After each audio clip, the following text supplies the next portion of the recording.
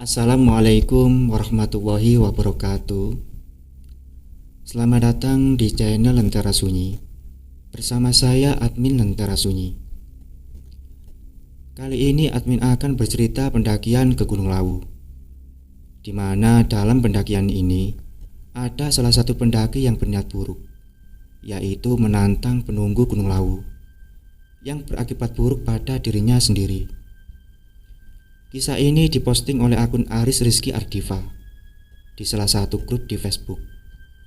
Buat teman-teman bisa tengok linknya di deskripsi. Admin akan menceritakan kisah ini melalui sudut pandang salah satu narasumber, yaitu Joko. Pagi itu jam 9, aku baru turun dari bukit di samping desaku. Maklum, aku anak petani desa yang mempunyai beberapa ekor ternak, mengharuskanku untuk mencari pakan yang segar. Perkenalkan, nama aku Joko. Asalku dari kota selatan Gunung Lawu. Hasilku mencari rumput yang lumayan, dan para kambing sudah tenang di dalam kandang. Saatnya aku istirahatkan badan di teras rumah. Berkali-kali tetanggaku menyapa emak yang mempunyai usaha warung kecil-kecilan. Bergantian mereka membeli kebutuhan pokok di tempatku.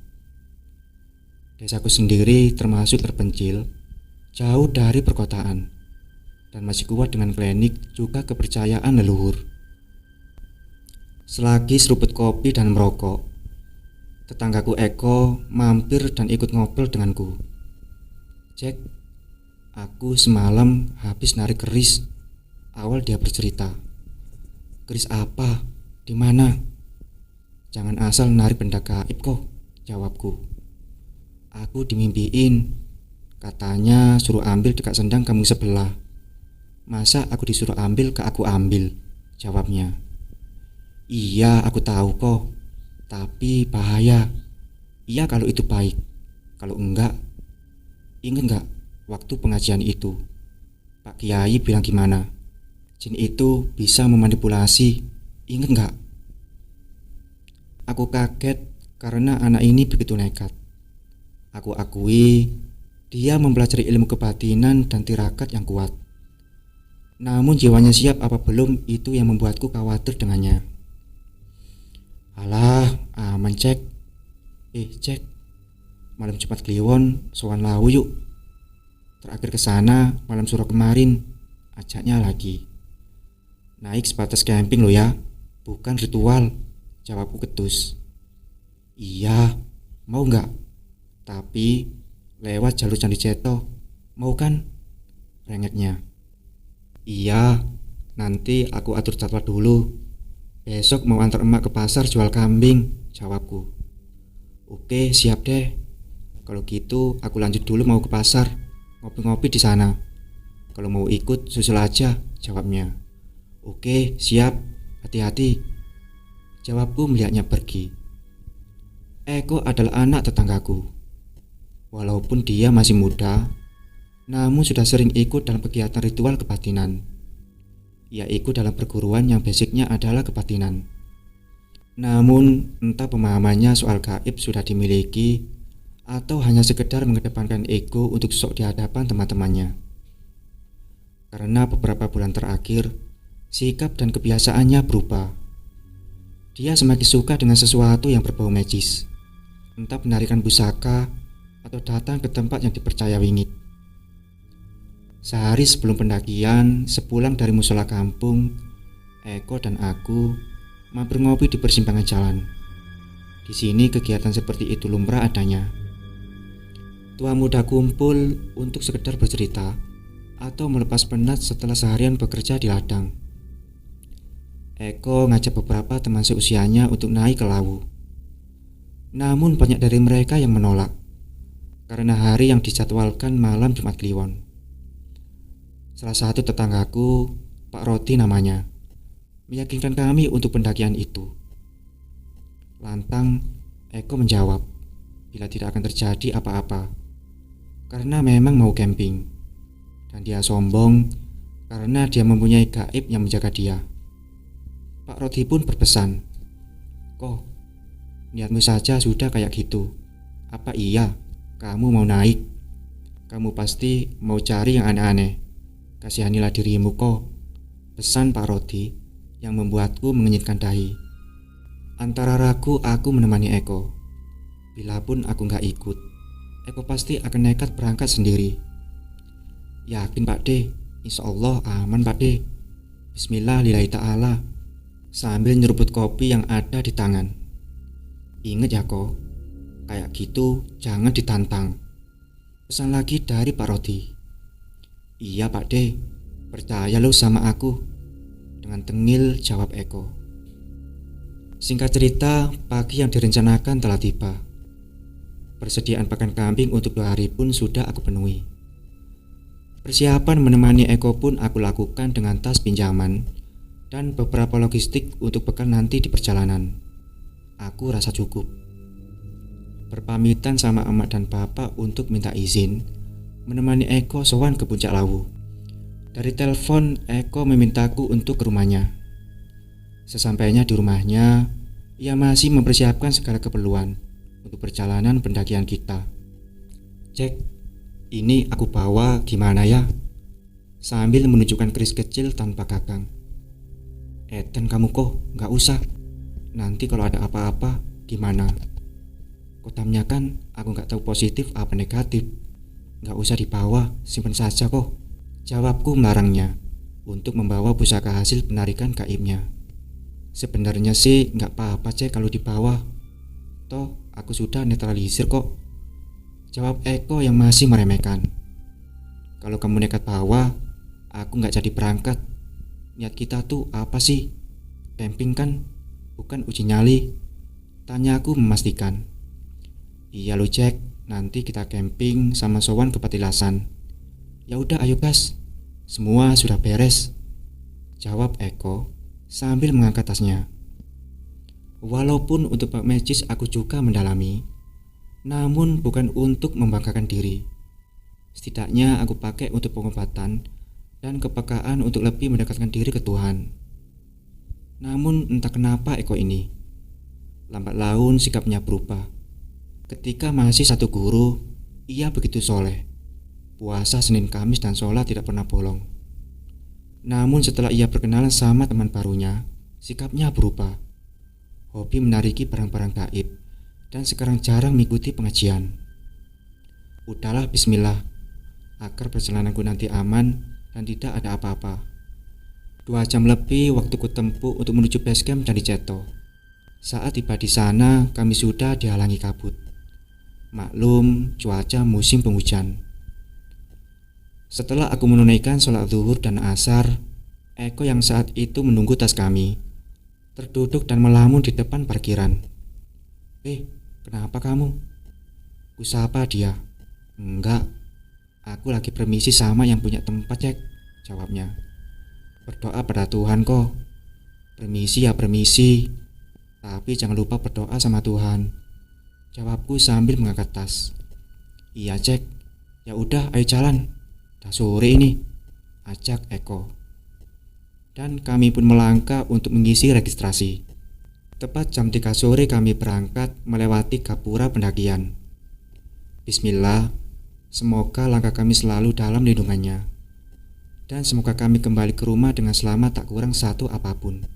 Amin, doaku waktu itu. Sore itu jalur sepi. Biasanya jam 3 gini kami bertemu para pendaki yang turun. Mungkin kemarin pendakiannya sepi. Eko jalan di depanku. Dia fokus melangkah dan sesekali mengibaskan tangannya. Entah apa yang dia lakukan.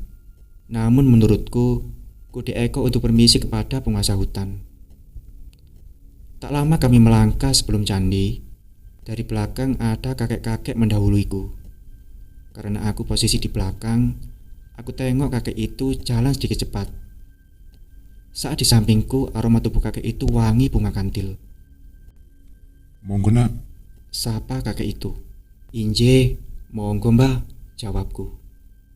Aku yang melirik Eko yang masih berjalan 10 langkah di depanku, tak menengok ketika aku bertukar sapa dengan orang tua ini. mau naik nak? Tanya kakek itu. Inje mbah, mau camping, jawabku.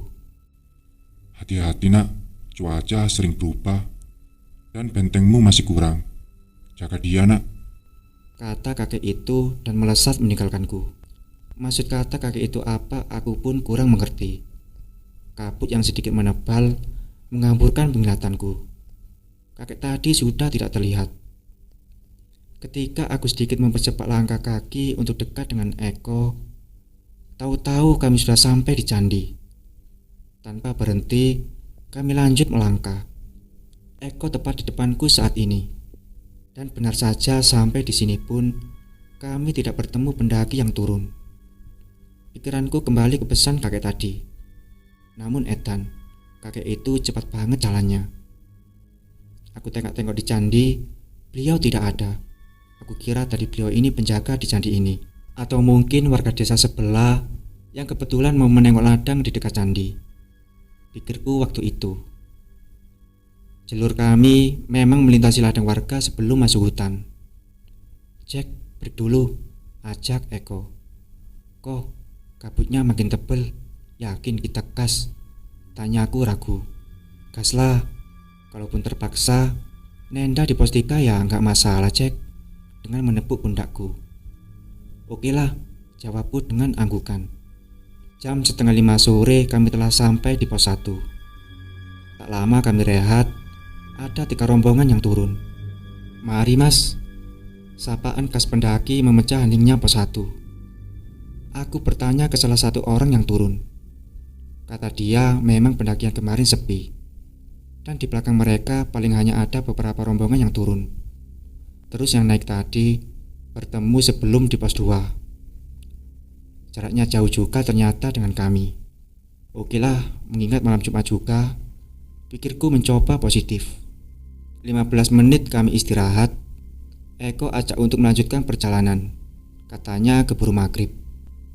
Pelan tapi pasti, jam 5:30 sore langkah kami tiba di pos 2. Istirahat dan membongkar kompor untuk memasak air. Kami mantapkan rehat di pos 2 karena mau maghrib. Sekalian nanti maghriban di sini, dan juga tidak baik melakukan kegiatan di waktu pergantian begini. Saat lagi merokok, pandanganku tertuju ke jalur. Kakek tadi sudah turun dari atas. Dengan sedikit berlari dan menundukkan kepala tanda menyapa. Aku terdiam dan tersenyum menyambut sapa kakek tadi. Bukan karena takut, namun lebih kepikiran apakah kakek tadi naik lari. Aku sama Eko baru sampai pos 2, kakek tadi sudah turun. Sudahlah. Eko dengan segala cerita kliniknya memecah lamunanku. Sayu dari jauh terdengar kumandang azan. Aku siapkan tempat untuk menghadap kiblat.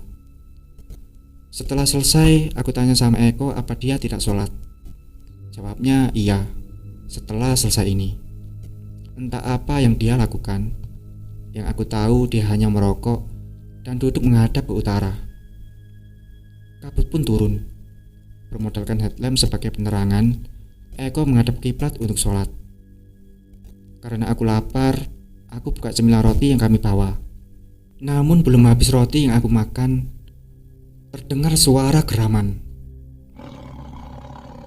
Aku cari suara dengan headlamp di kepalaku. Namun setelah aku sadar, ternyata geraman itu dari mulut Eko.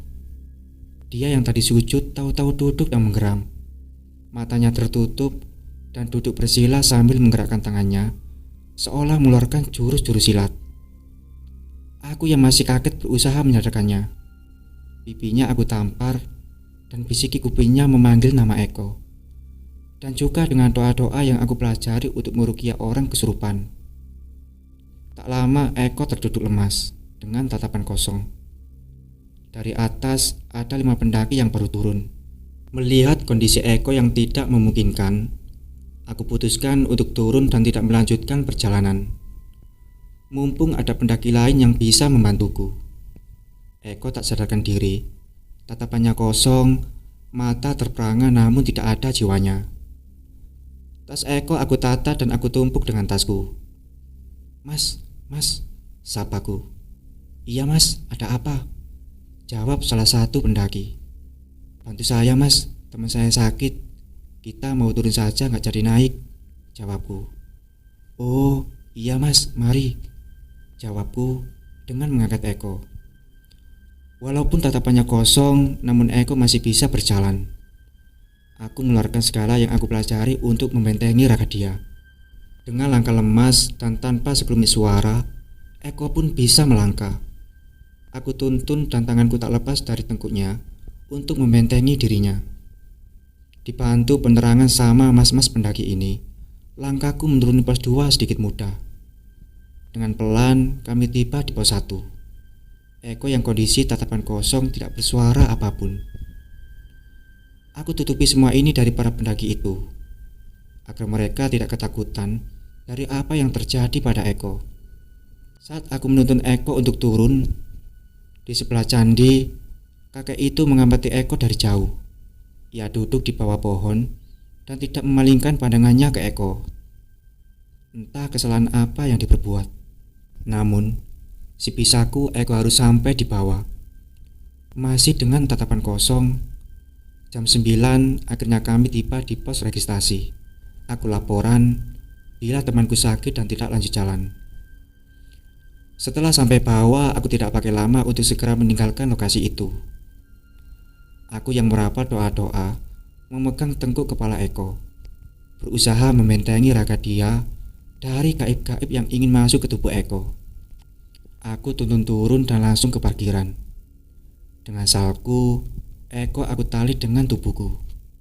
Motor aku pacu untuk segera sampai di rumah, dan juga benteng yang masih aku sematkan di tubuh Eko. Tubuh kosong tanpa jiwa, banyak energi negatif yang ingin menempati. Seperti itu yang bisa aku gambarkan posisi malam itu. Pikiranku hanya satu, cepat sampai rumah. Karena energi yang sudah aku buang untuk bentengin tubuh Eko ini sudah begitu banyak. Sebelum aku terpental kewalahan dan raga Eko diisi jiwa-jiwa gaib yang tidak karuan wujud bentuknya. Dalam batin, kesalahan apa yang Eko lakukan? Kemana jiwa Eko berada? Jasad tanpa jiwa yang terduduk di belakangku, seperti mayat hidup. Jam 12 malam tepat, aku sampai di rumahnya. Aku gedor-gedor pintu kayu rumah Eko, disambut bapak dan ibunya. Bapaknya Eko yang paham bab perkelenikan, langsung menyahut tubuh Eko untuk didudukkan. Masih sama seperti di pos tadi. Setiap didudukkan, Eko bersila dengan mata yang kosong. Benteng yang aku sematkan di tubuhnya aku lepas, karena aku sudah benar-benar kehabisan energi karena kelelahan. Suara yang keluar dari mulut Eko begitu menggelegar. "Ini tadi kenapa Eko?" tanya bapaknya Eko. "Nggak tahu, Lik. Tadi maghriban di pos 2, dia tahu-tahu begitu," jawabku dengan lemas. "Aneh-aneh pasti ya dia?" tanya bapaknya lagi. "Aku nggak tahu, Lik. Tadi mau bawa keris, tapi aku larang." "Lah nggak tahu. Kalau di sana dia ngapa-ngapain tanpa sepengetahuanku," jawabku. "Leh, ini banyak banget yang ikut dia.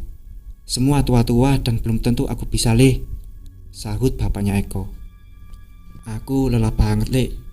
Energiku aku buang untuk bentengin dia turun tadi sampai sini," jawabku singkat. Eko yang masih terduduk bersila berganti-ganti gerakan. Kadang dia menari, kadang menggerakkan tangan seperti silat, dan kadang juga ia seperti macan mengaum dengan tangan mencekram. Malam itu di rumah Eko sudah banyak warga yang datang. Karena emak Eko yang tadi membuka pintu histeris melihat anaknya yang kehilangan jiwa. Tak terkecuali Pak Rodi. Pak Rodi pun mencoba membongkar tas Eko dan mencari bila ada apa-apa yang dibawanya. Namun nihil. Kata Pak Rodi, Eko bukan hanya kesurupan, namun menantang. Entah maksud Pak Rodi itu apa. Aku yang terduduk lemas karena kelelahan hanya bisa melafalkan doa-doa. Energiku habis, badanku lemas. Bahkan untuk mengambil rokok pun aku tak mampu. Sampai aku tertidur di situ. Azan subuh berkumandang, aku dibangunkan bapaknya Eko. Sudah ada air kelapa muda di depanku untuk kuminum, mengembalikan tenagaku yang hilang, dan mengajak berjamaah di masjid. Setelah berjamaah, bapaknya Eko menemui salah satu sesepuh yang ada di kampungku. Aku ceritakan semua kronologi dari awal sampai ke rumah.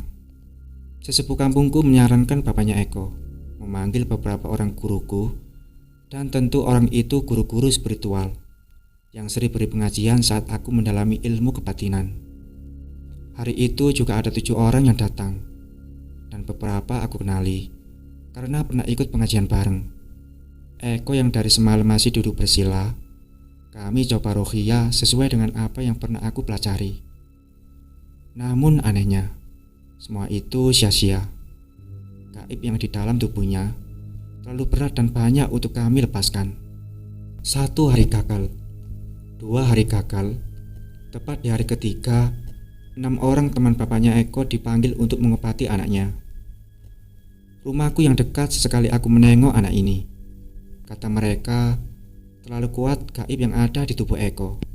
Jiwa Eko melayang di antap ranta, dan raga Eko disusupi gaib yang sangat tua dan energinya sangat besar. Tak sembarang orang bisa mengalahkannya. Dari jawaban itu, lalu mereka mencoba saling menghubungi via telepon teman-teman Eko atau seperguruan dengan Eko.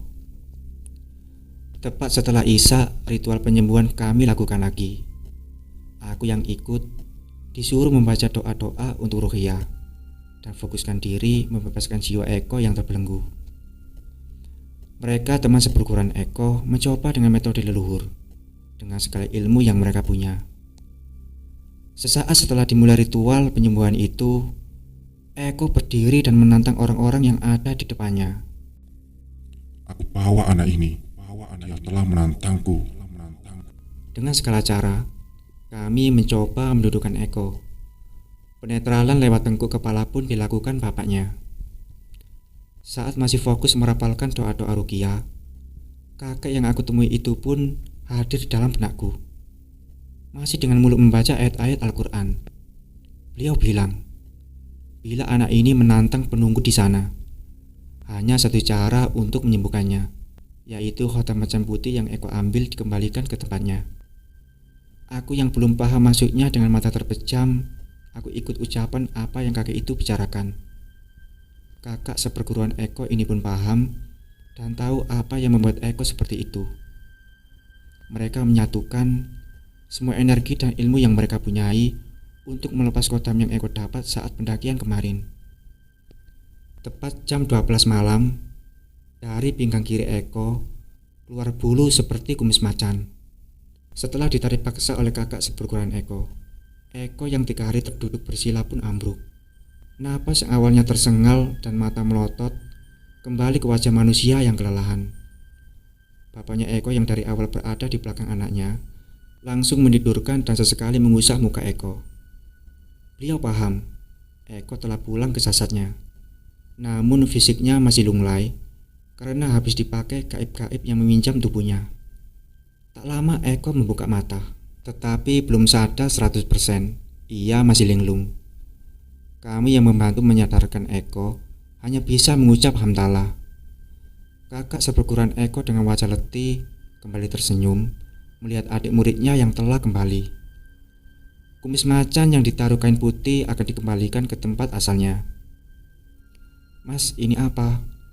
Tanya aku sambil melihat bulu seperti senar pancing. Macan putih mas, jawab salah seorang teman Eko. Kok dia punya kayak gini mas? Tanya aku memastikan. Ini biasanya dicari orang mas. Eko sudah kelewatan. Kayaknya kemarin naik gunung itu dia membuka raganya untuk mencari khotam macan putih. Ya inilah akibatnya, penjelasannya. Tapi sepanjang perjalanan tidak melakukan apapun itu mas? Tanya aku lagi. Ya, dia bisa membuka diri saat jalan. Jadi bisa saja kan mas? Dia menarik energi-energi dari hutan. Harapannya bisa dapat macan putih. Jawabnya. Aku hanya bisa mengangguk karena belum paham kegunaan khotam itu. Kata kakak seperguruan Eko belum sembuh total. Eko masih harus melakukan pembersihan ke padepokan di mana ia belajar. Karena ternyata apa yang dilakukan Eko ini menyalahi aturan dari perguruannya. harus ada ritual khusus untuk pembersihan dirinya. Kumis macan tadi dibawa sebagai bukti dan akan dikembalikan bersama guru spiritualnya ke tempat asalnya. Hari itu tak akan terlupakan oleh Eko dan pelajaran untukku. Gaib bukan permainan, apalagi untuk gagah-gagahan. Setahun ini Eko sudah tidak bermain klinik. Barang-barang pusakanya disimpan bapaknya. Walaupun dia sudah kembali, namun ia belum sembuh sempurna. Jiwanya masih terganggu oleh gaib yang sengaja dipersilakan Eko menempati raganya, sama halnya saat pendakian kemarin. Teman-teman Eko di perguruan tidak lelah untuk membantu membersihkan yang ada di dalam tubuh Eko. Dan mereka menjadikan sikap Eko sebagai pelajaran ke depannya. Walau gaib itu bisa dikalahkan, namun manusia itu sendiri ada takaran dan batasannya. Semua kembali ke iman. Ilmu yang sempurna hanya meminta kepada Tuhan dan diamalkan untuk kebaikan. Terima kasih sedikit cerita dari salah satu teman saya. Semoga menjadi pembelajaran untuk kita semua. Dan tambahan pelengkap cerita, kakek yang menemani Joko itu adalah jin yang menjaga Joko. Hanya ini yang saya tahu dari narasumber. Wassalamualaikum warahmatullahi wabarakatuh.